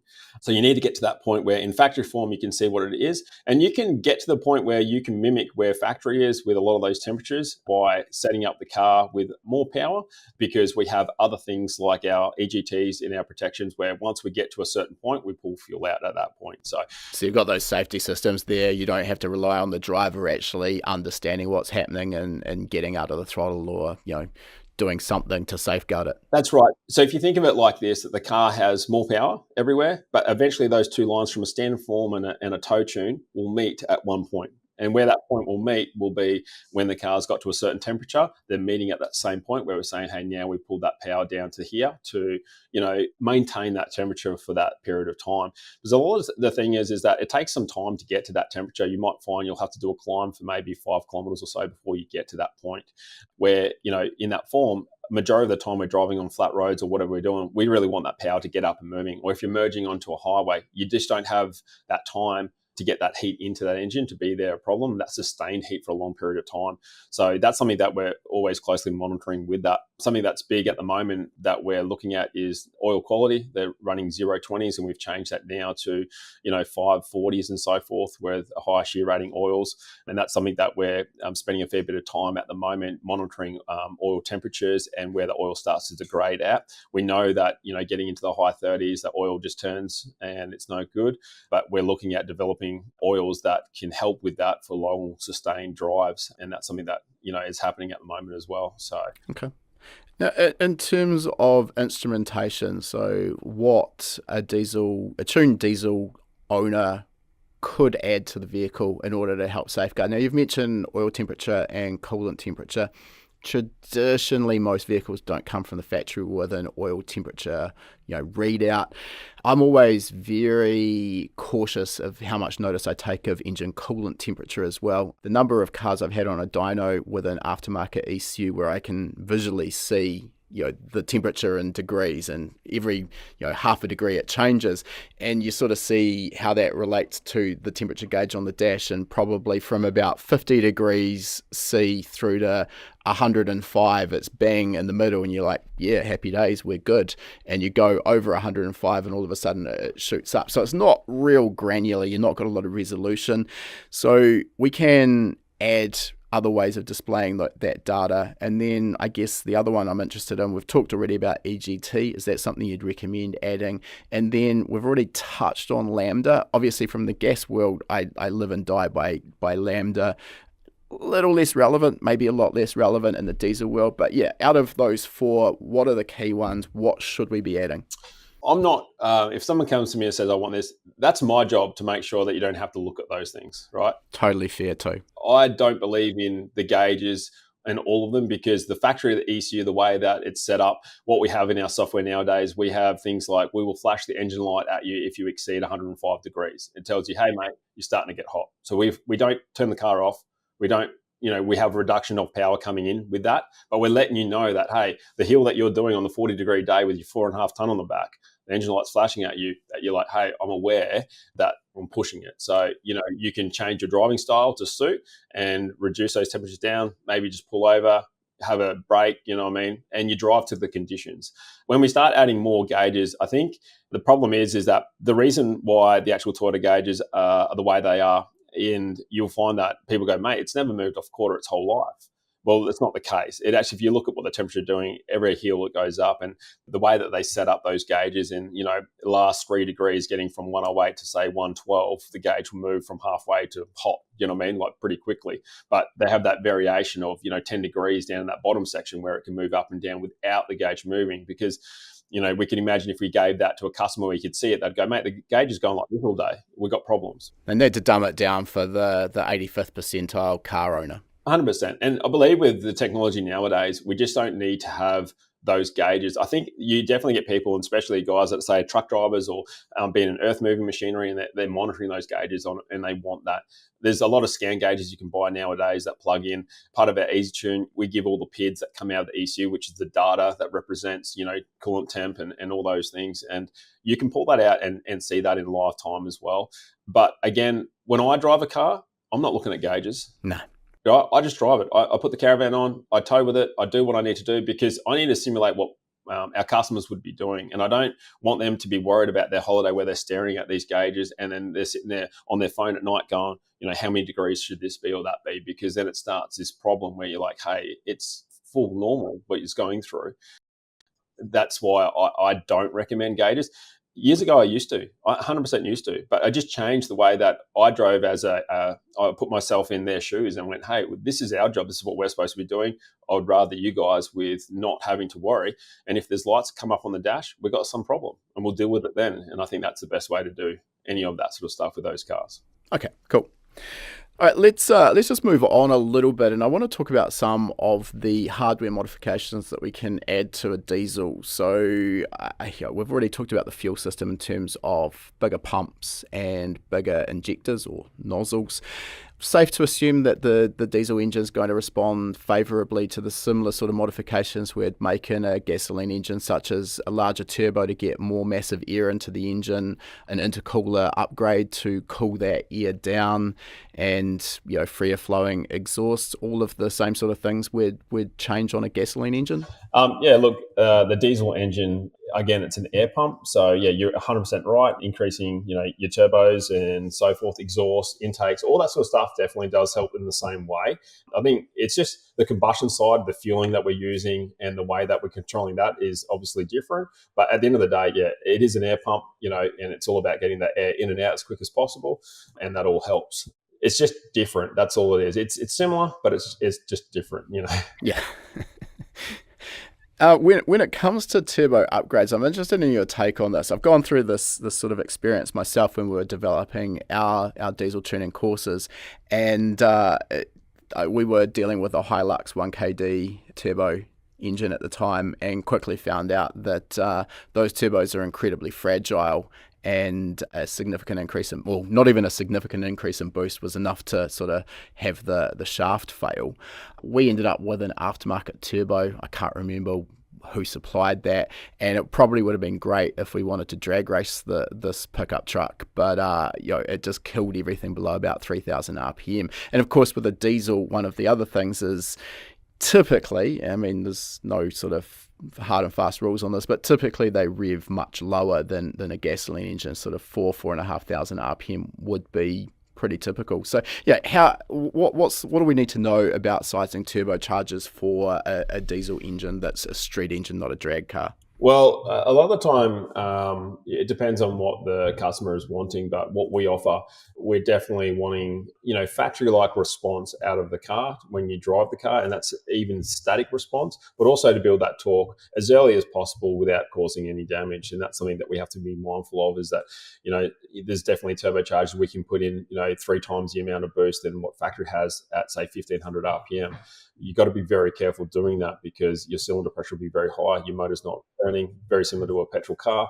If you want to punch a rod out the side of the block, that's where you'll do it. I'm big on VNT turbos. I think the VNT turbos are great for diesels because they give us that wider window because our rev range is so short to start with. Well, let's talk about that, because VNT turbos sort of tend to go hand in hand with common rail diesels. We don't see them sort of really that much in the gasoline market. Normally we're going to be using a turbocharger just with a wastegate.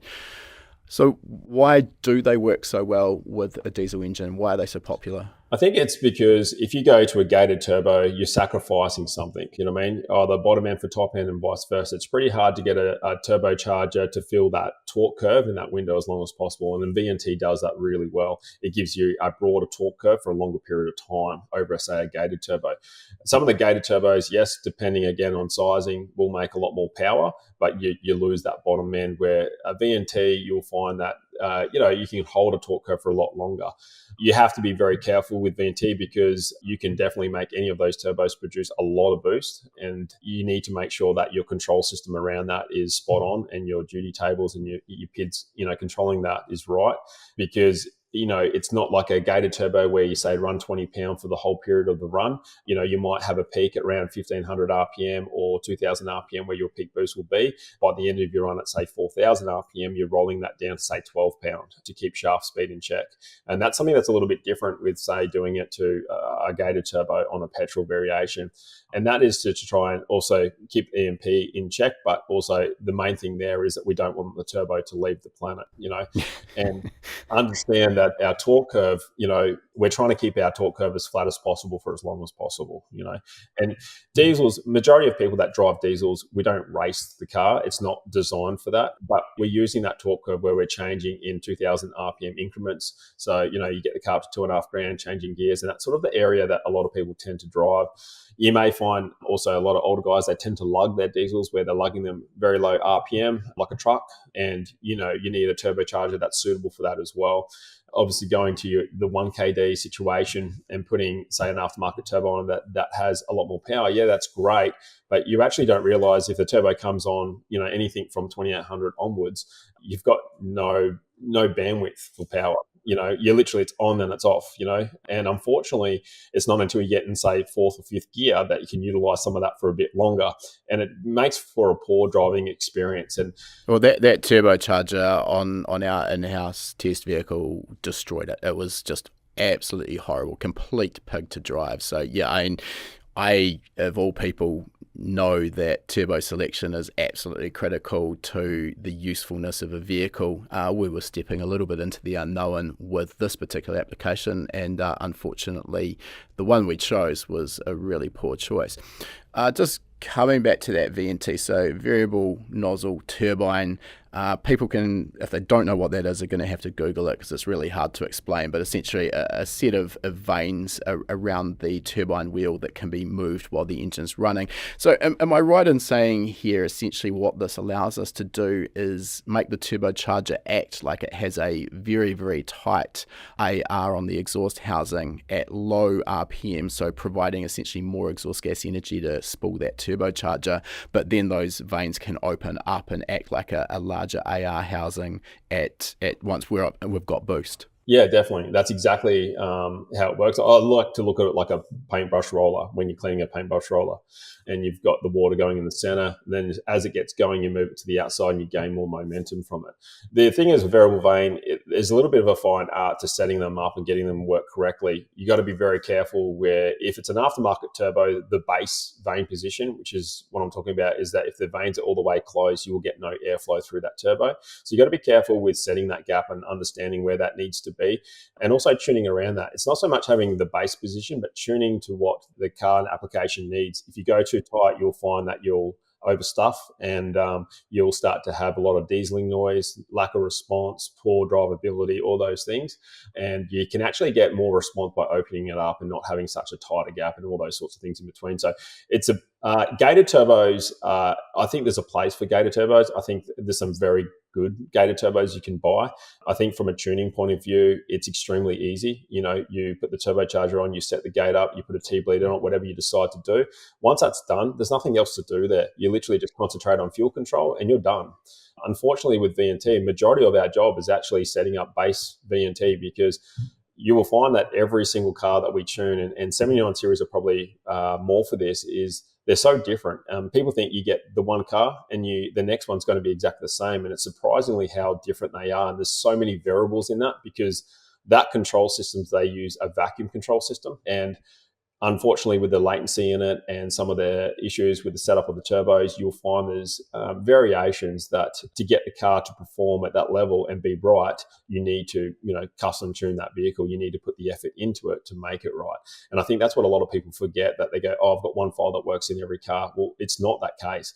We may have the fueling that will be correct, or the pump control that will be correct, but we always have to seem to adjust our base duties and our pit control around that car to suit that.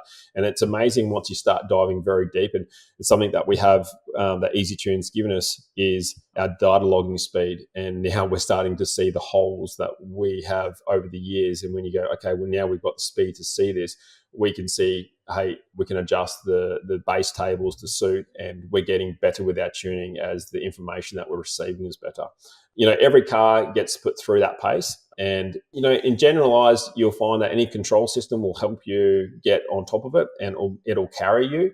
But if you spend the effort and go through that process and get it right, it makes the car drive so much more better. You've got that drivability, and I think that's what people are paying us for, and that's why we spend that effort on going down that road and doing that. And it's hard to explain that to a customer or to people that are coming in with these cars, because it's something that we live in. That's what we live in every day. And I know there's, plenty of other places that just rely on a file to put in and it'll be 80% and that's good enough, but we're striving for more than that. And that's something that, we want. Yeah, no, that makes perfect sense.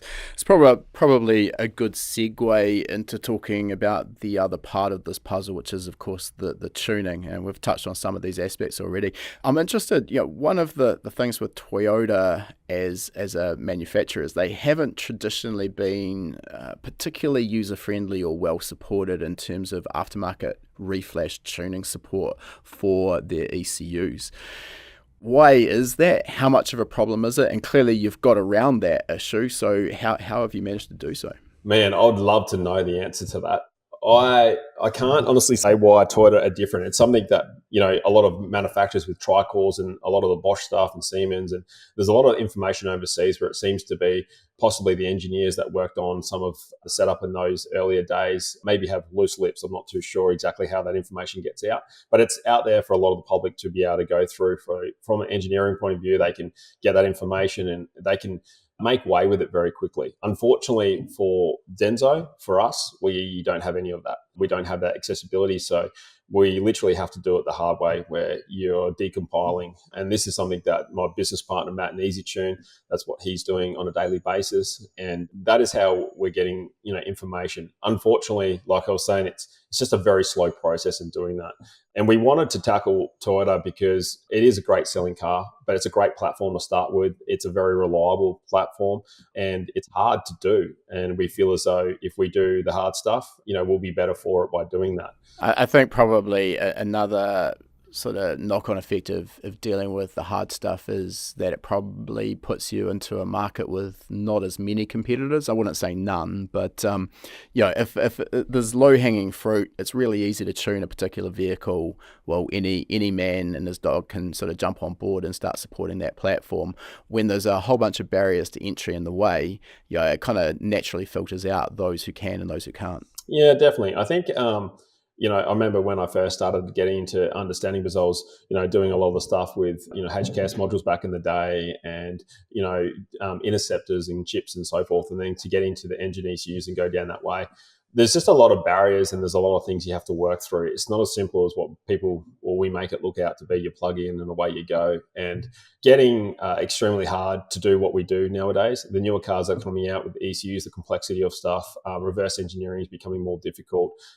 We have systems in place because obviously we've learned a lot from the previous models, but a lot of that stuff doesn't go into the later models.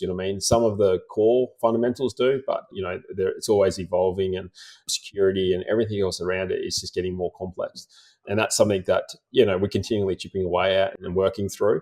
But yeah, overall, I think the industry that we're in, I would say it's a pretty small network of people around the world that are actually in this sort of niche. To go to a point of decompiling and doing something and actually having then tuning as well that's involved in that, it's sort of like two different sections. You know what I mean? Like, I'm not a computer engineer, but, I've got the tuning side, but then you need to merge both of them to be able to make a product work.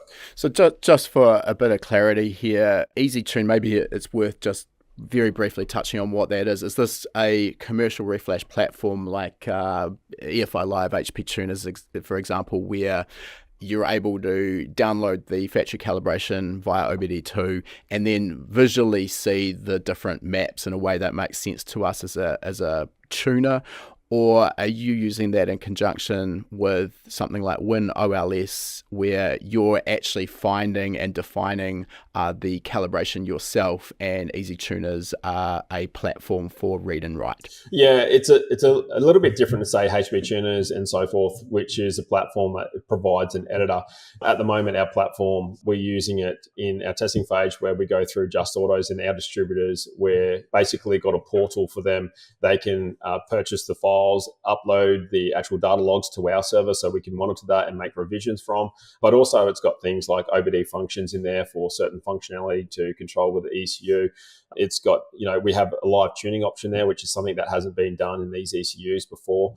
We can have that plugged back into OLS as a trace as well, which is obviously an editor that we use to be able to make this. So we start off in OLS to make these maps up. We do have an editor that's online in that platform in EasyTune. It's something that we haven't released to the public, or we don't actually use ourselves because we're so used to using things like OLS. But as we progress forward with hardware and so forth, that will tend to evolve and it will be a little bit different to what it is today. But right now, our distributor base is using that on a daily basis, and it's something that is very accessible, very easy for us to use. And those customers, we're able to double check their work and make sure it's right instead of just emailing out a file to someone, loading in the car and leaving it. The fact that they can then data log that car, send that data log to us like in instant time, it comes up on my screen. I get to see everything. And we spend a lot of time on the logging set. We're hijacking things like the car's lambda sensor so we can read AFR, because that sensor's there only for DPF regens. It's not there to monitor, lambda in any way. So, we've got a really powerful sensor there that we actually turn on and we use while we're tuning and stuff like that, so we can understand what's going on. So the log set that we get back is better than what we can get from OEM, and it's best than we've ever had out of any platform. So that's something that's extremely powerful for us. So to sort of summarize this, currently as this EasyTune platform works, it's kind of a master-slave arrangement where Just Autos is providing the calibrations to your slave network who have EasyTune, but currently there's no end user calibration editing. Not at this stage. The thing is, it'll be probably similar to as it starts to evolve and the hardware's there. End users and so forth will be able to then purchase files from other companies around the world that want to use the platform. So it's basically will be a hosting platform, and we'll be able to provide the log sets and the platform itself in one for them to carry out obviously what they want to do. So it's not about us tuning for everyone. It's the fact that it'll become very similar to, say, like Bootmod or other those companies, if you're familiar with and how they do it, it would be similar to that. Okay, cool. Maybe for those who have never heard the term WinOLS or OLS before as well, we do have another podcast which goes very, very deep into that with James O'Connor, which we'll link to for people who want to really get down in the weeds with it. But could you give us a quick sort of 1 minute or 30-second overview of what that system is and how it works? Look, OLS is an editor. It's a very, very powerful bit of software. It's actually fairly cheap to buy. But if you want to get into really understanding and taking away from, say, a company that build with their own definitions into a file, you can put any bin file into that system. And if you know what you're looking for, you can edit it. The problem here is that I think the very first time I picked it up, I was taught by James, who runs a course on here. And James is the other podcast guest I was talking about. So we're sort of all moving in the same circles here. It's a little bit incestuous, but that's fine. James is really good. He taught me how to use it back in the day. The first time of picking it up, he blew my mind, and I couldn't pick a laptop up for 2 days, and I just kept coming back to it and doing more and more. But the program it's an amazing program. The problem is that it's very dangerous, in the fact that if you're in the wrong spot and you do something wrong, you can cause damage to ECUs very easily. So I suggest to people using it is that definitely get training around it and slow and steady steps with it. Don't try and take on too much, and try and get a good fundamental understanding of where you are and what platform you're using it on. But definitely without training, it's an eye-opener for me. I was expecting the first time to open it up, I was expecting something like OLS, and I remember messaging James late at night, and I said, James, I'm like, hey, why is there no, the axes aren't defined? Like, I don't understand. And he goes, yeah, man, that's your job. And I'm like, what do you mean it's my job? Yeah. Like, I just bought the software. Like, doesn't it do it for me? He goes, no, you got to do it. And I'm like, oh my God. I'm like, this is so much work. And he goes, yeah, welcome to, the world. It's a very different animal to traditional tuning with a standalone or a commercial reflash package. But for those, we don't have the benefit of pictures here, but for those who maybe still aren't really understanding, essentially OLS is a binary editor. We can download the raw binary file out of the ECU. That just contains all of the information of everything the ECU does and thousands of things we don't care about. But the key is that within that binary file somewhere will be our driver's torque request map, probably 6 or 7 of them maybe, and all of the other maps that we actually need. And by using, maybe we've got an A2L file which tells us the address of these maps, or maybe using pattern recognition, because we can view all this data as a 2-dimensional sort of view. And, we start to learn with experience that a driver's torque request table or driver's wish table looks a certain way. Maybe our wastegate position table or VNT table is going to look a certain way, same with EGR, etc. We can start to define those maps, but it's a very slow process and it's quite difficult. So it's definitely not for everyone, but it is a very powerful piece of software because we can essentially use this with any ECU. So it doesn't matter if you're dealing with BMW or Ferrari or... Well, you know what I mean? Like, that's the crazy thing about this software is that you can literally put anything in it. And if you know what you're looking at, yeah, you can make the modifications, that's for sure. All right, I want to move on. I haven't forgotten that we hijacked the talk about Just Autos. I fully intend to come back there. I've got one more topic I want to add in here, though, which is the subject of emissions, which is it's a bit of a hot potato, particularly when I deal with anyone in North America. They clam up immediately and don't really want to talk to me too much in case they say the wrong thing. Obviously, the EPA over there is hot on tuning at the moment, so yeah, fair play. Diesels, I think, have got a bad reputation because they are quite dirty, and the amount of emissions devices that are now added in order to try and clean them up. So I'm talking here about exhaust gas recirculation, or EGR. I've already talked about DPF, diesel particulate filter, which tends to take all of the particulate matter out of the exhaust. We also have diesel exhaust fluid, or DEF, as well as a selective catalyst. I mean, there's a lot of things going on here. I think in the aftermarket, generally, there's a perception that all of these things should be unbolted from the engine and thrown in the trash straight away, and that's essential and also, most importantly, going to pick up a huge amount of power. That hasn't been my experience. I'm interested in your take on emissions devices. Yeah, look, we all have to abide to some degree. Like, I mean, at the end of the day, they're there for a reason, and it's not really about my opinion on if they should or shouldn't be. I don't personally like them. I think on a lot of cars, you can still make very good gains with having these control systems in place. Perfect example, some of the later model cars, by removing the DPF, they have baffle plates inside those containers. And the reason for that is to slow the exhaust gases down so that they go through the filter correctly. You know, when we're starting to push power, any restriction like that, it changes the amount of exhaust manifold back pressure we have and also the amount of flow. So therefore, we're limited by how much power we can make with them. So in that case, people say there's no difference with removing a DPF and having a straight pipe and then having one. Well, that's totally wrong. If you're actually looking at the data, you will see that the duty will be completely different to control that turbo now. And the pig control will be working extremely hard one way to try and solve its problem. So there is obviously changes that you can see there by analysing the data. Now, when we start to talk about if it's worthwhile doing, some models, yeah, definitely. Some models, not so much. And you'll find that, do they need to be there? Look, all the emission control devices that we see along the road always tend to cause some sort of problems with the operation of that engine at some point in its life.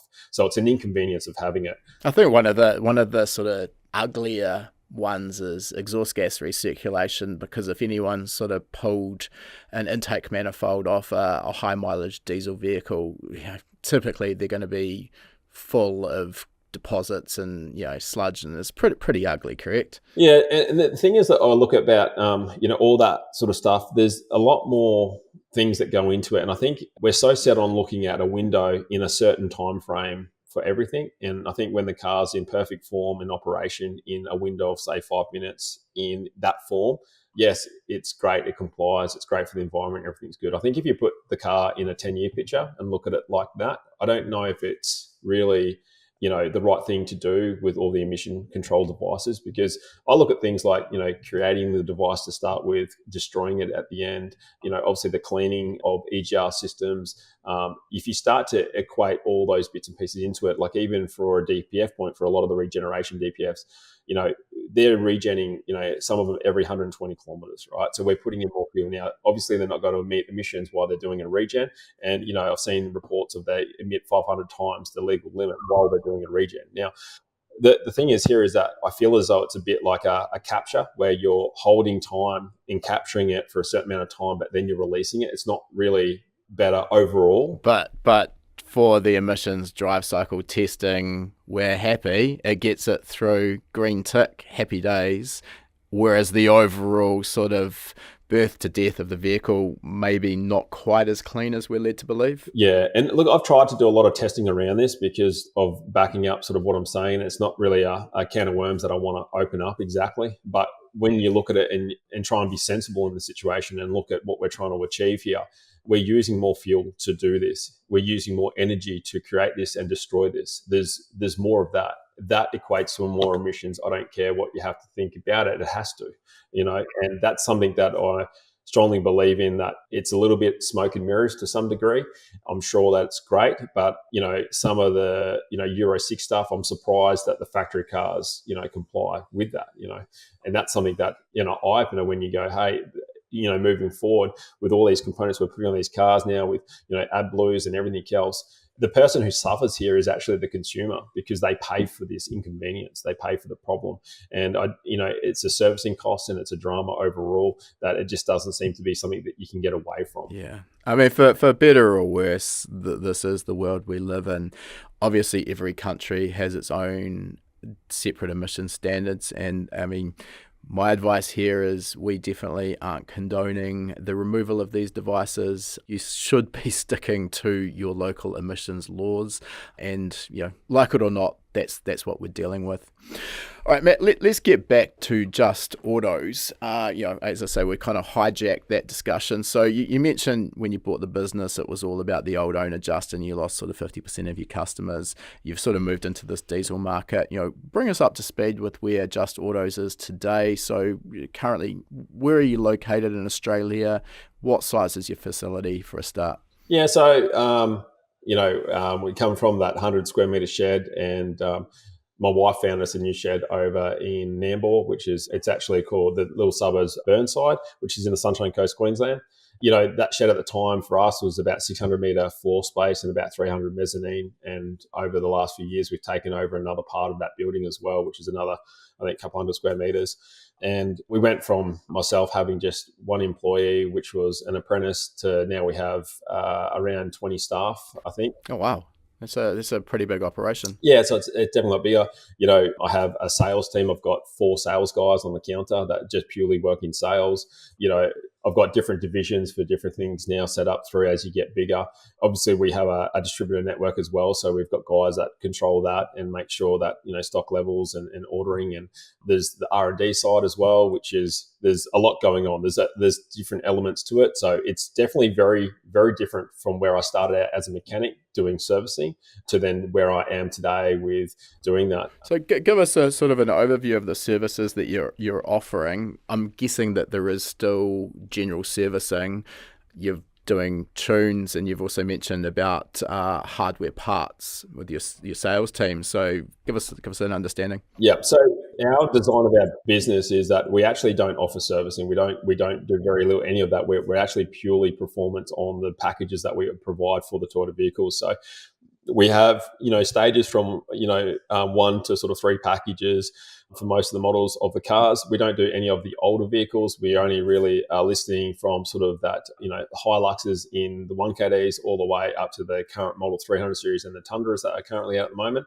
And we have reasonable package in that. We used to look and focus about power and so forth, but now the way that we control our packages is being suitable for what 80% of our customers are really looking for, is having the power but reliability and the drivability around that. And so that's our focus of our business. So we have the ability now where we still do diagnosing and some repairs as far as injector replacements and turbos and all that sort of stuff is still happening, but general servicing, we don't do that anymore.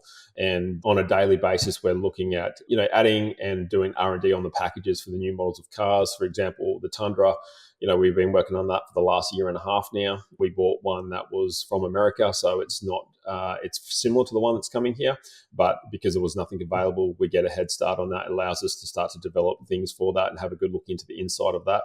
Same thing with all the models. We just got the new 250 Prado, which just been released here in Australia. We've got that in development at the moment as well. So there's all of those things are sort of happening in the sideline. So on a day-to-day running of the business is that we're just providing that service to our customers for the packages that we provide. So that's anything from hardware where we're putting in heat exchangers, air boxes, exhaust, and obviously tuning that goes with that. And there's slightly different variations on all those packages, but that's what we do on a day-to-day. So At Just Autos, I guess we provide, it's not just about the tuning or the hardware, it's the whole thing. It's the service that we give, the support, the backup, everything around that is what we're providing. And, we're very passionate in that and making sure that our customers are extremely happy with what they're getting. And we spend the time to go through that process with them as well. It's not something where it's like, here's a tune, kick you out the door and see you later. We go through that and we make sure that, the customer is receiving everything the way that I'd want it to be. Yeah, okay. Perfect. I guess an obvious question that comes out of this is, clearly you're Toyota through and through. I would think, particularly with sort of my understanding of the Australian market, that the Ford Ranger would probably be another obvious one to support. There's thousands of those over there, huge with tradies, no interest in breaking the mold and moving away from Toyota. Definitely not. We made, it was actually a decision on overall that the people that are very close to us in our business were talking about it, and the Toyota was the direction that was the car for me. Like, it was the one that I loved to work on. It's the one I knew the best. The decision was like, well, wouldn't it be good to work on those exact cars every day because we know them so well? Yeah, there's definitely a huge advantage from knowing a car back to front, inside and out. We had this with my old shop when we started specialising in Holden and HSV tuning, and the guys knew all the tricks in fitting a cam or headers in an exhaust system. It was done quickly and the tune was quick and easy, and it's just repetitive business. It is definitely a bit more of a cash machine than the one-offs where you're learning every single car that comes in the door, and you can do a better job. I guess you're right. Look, there's money to be made when you do things efficiently, for sure. But it was mainly around that we wanted to be able to, like, my mechanics aren't stressed out. They're not in a stressed environment. They're not worried about the job they're doing because they know it so well.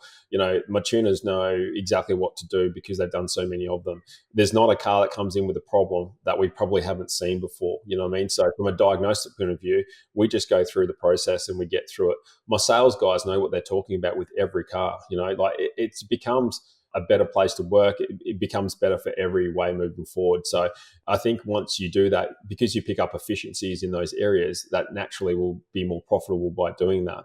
But it was a hard decision because I wasn't a believer. I really wasn't at the start. I was like, I don't think this is a great decision because we had a large volume of work in a year of other models of cars. Like, we did everything. And the big problem was I was stressed out of my brain because I was literally running on adrenaline all day, like from one car to the next, just trying to fix problems. And it was a lot of the time you're trying to put out fires or understand, what's going on with that car. And it's what I've always struggled, even with my apprenticeship, was when I become qualified, I never felt like I deserved, I felt anxious when I got my qualification because I didn't feel like I knew enough. And I never felt like I deserved to have that piece of paper saying, hey, you're a qualified mechanic, because in our industry, there's just so much knowledge and there's so much stuff to actually learn along the way. And that was something that was really interesting. So, as we start to go through Just Autos and my guys, learning the knowledge around the cars and having that confidence with those particular vehicles, I think that's priceless. And it then changes your mindset on those cars because it becomes easier for us to do because we're doing it all the time, Yeah, no, makes sense. All right, Matt, I think we'll move towards wrapping this thing up. I've probably taken enough of your time at this point. We've got the same 3 questions to wrap up that we ask all of our guests. And the first of those is, what's next in the future for you and Just Autos? Look, as we evolve, we've got more distributors going on board. So next year, we've got a larger rollout of distributors around Australia. And then we'll start branching out into other places around the world with that. Easy Tune's expanding at the same time with us. So it's something that we're bringing along for the ride. So it's all happening together. Obviously, we've got new models of cars coming out with the Tundra, so we're working heavily in that field with the Tundras, and the new 300 series is on horizon as well, so we'll be heavily focused around that and spending a bit more time in the hybrid scene, which is another thing that's coming up, which is we're starting to dabble in, which is good.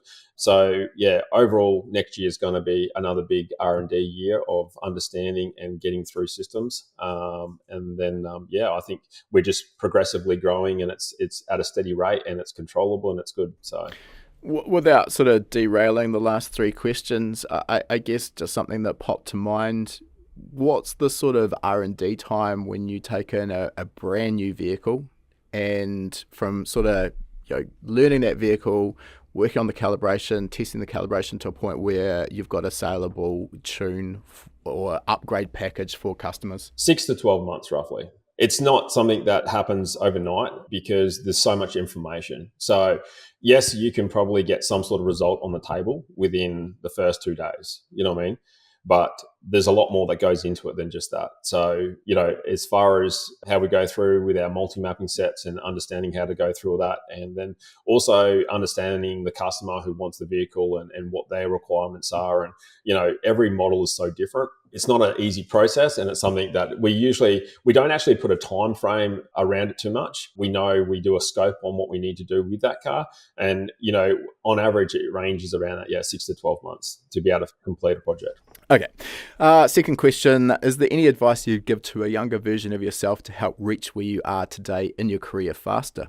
Or for that matter, any advice to overcome some pitfalls or hurdles that you've come across during your career? Look, I think I wouldn't be here if it wasn't for my wife. Definitely having a partner that believes in you, that makes you, I guess, I may be the face of the business and so everyone talks to me, but the behind scenes, it's so important for a lot of that stuff to happen. And there's so many meetings and, accountants and all the stuff that, most business owners would be shaking their head going, yeah, I know what sort of goes on. And it's all doing that stuff properly that allows me to do my stuff properly. And that's what people forget. So that's an extremely big part. But also I'd say surrounding yourself with good people, finding the good people in the industry that you can trust makes a huge difference to your success. And, I think that don't be naive. You can learn something from everyone, no matter the skill set. And that's something that I do believe. I think in our industry, if you're arrogant or ignorant to something, you're just going to put up a wall and not really look into it. And I've been proven wrong so many times, and still to this day, I'm okay with that, because it's definitely my failures, my successes that I find going through. And I've failed a lot. There's no doubt about it. But you just get up and you keep going through it. And the most important thing is you got to take something from that. You got to learn something from that failure. Yeah, I think just couldn't agree more with what you said there. We've talked about this time and time again on the podcast, but the usual sort of entrepreneurial trap is you get into business because you're good at a thing, but then you quickly realize that running a business is only maybe 50% doing the thing, and the other 50% is all of the mindless bullshit that goes with business. And most entrepreneurs, I find, and I fall into this class as well, they're good at the thing and they enjoy that thing and maybe don't enjoy the rest of the business stuff that goes along with it. On top of that, the sort of staying humble, realizing that there's always going to be stuff that you don't even know that you don't know. I think that open-mindedness is critical, because as soon as you start becoming arrogant and think that you know it all, you close your doors down and that's just not going to end well. Right, last question for today, Matt, and we'll let you get out of here. If people want to follow you and see what you're up to, how are they best to do so? What are your websites and social media, etc.? Yeah, a lot of stuff, probably easiest just to go onto our Just Autos website. If you Google Just Autos or Just Autos Diesel Performance, you'll see our pages. We also have an Easy Tune website as well. There's a lot of support around that, but majority of those links are linked up. That would probably be the best way to get in contact and see what goes, is following us on our socials, and Just Autos in Instagram or Just Autos on Facebook. Ideal. And as always, we'll add those links into the show notes so that it's nice and easy for people to find you. Look, thanks for your time today, Matt. It's really been great to get some background on the diesel tuning industry. I don't get to talk to too many people that are that deep in the industry, particularly when it comes to Toyota. So thanks for coming on board. No, I appreciate the time. It's awesome. No worries. If you enjoyed this episode of Tuned In with Matt, we'd love it if you could drop a review on your chosen podcasting platform. These reviews really help us to grow our audience, and that in turn helps us to continue to get more high quality guests. To say thanks, each week we'll be picking a random reviewer and sending them out an HPA t-shirt free of charge anywhere in the world. This is also a great place to ask any questions you might have too, and I'll do my best to answer them if your review gets picked. So this week, a big shout out to Orifin from New Zealand, who has said, "All you could want. Love the work of HPA. Their training courses and podcast taught me enough to build all kinds of components for my personal car, whilst being inspired by builds all around the world. Legends." Well, thank you for your kind words. And if you get in touch with your shipping details and your t-shirt size, we'll get a fresh t-shirt shipped straight out to you. All right, that concludes our interview. And before we sign off, I just wanted to mention for anyone who's been perhaps hiding under a rock and hasn't heard of High Performance Academy before, we are an online training school and we specialise in teaching a range of performance automotive topics, everything from engine tuning and engine building through to wiring, car suspension and wheel alignment, data analysis and race driver education. Now remember, you've got that coupon code. You can use podcast75 at the checkout to get $75 off the purchase of your first course. You'll find our full course list at hpacademy.com/courses. Important to mention that when you purchase a course from us, that course is yours for life as well. It never expires. You can rewatch the course as many times as you like, whenever you like. The purchase of a course will also give you 3 months of access to our Gold membership. That gives you access to our private members only forum, which is the perfect place to get answers to your specific questions. You'll also get access to our regular weekly members webinars, which is where we touch on a particular topic in the performance automotive realm. We dive into that topic for about an hour. If you can watch live, you can ask questions and get answers in real time. If the time zones don't work for you, that's fine too. You're going to get access as a Gold member to our previous webinar archive. We've got close to 300 hours of existing content in that archive. It is an absolute goldmine. So remember that coupon code podcast75. Check out our course list at hpacademy.com/courses.